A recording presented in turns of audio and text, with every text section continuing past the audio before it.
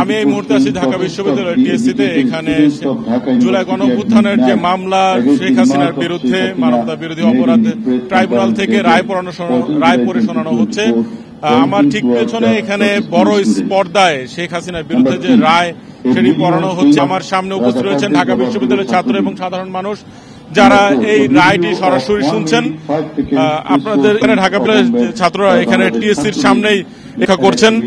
এখন পর্যন্ত হল থেকে তারা এখানে অপেক্ষা করছেন এবং গণমাধ্যম দিচ্ছেন শোনানোর এই ফাঁকে ফাঁকে তারা বিবরণ দিচ্ছেন এবং তারা আশা করছেন যে মানবতা বিরোধী অপরাধের মামলায় শেখ হাসিনার ফাঁসি হবে। এবং আমরা ঢাকা বিশ্ববিদ্যালয় থেকে শুরু করে শাহবাগ প্রত্যেকটি এলাকা ঘুরে আইন শৃঙ্খলা বাহিনীর সদস্যরা তৎপর রয়েছেন।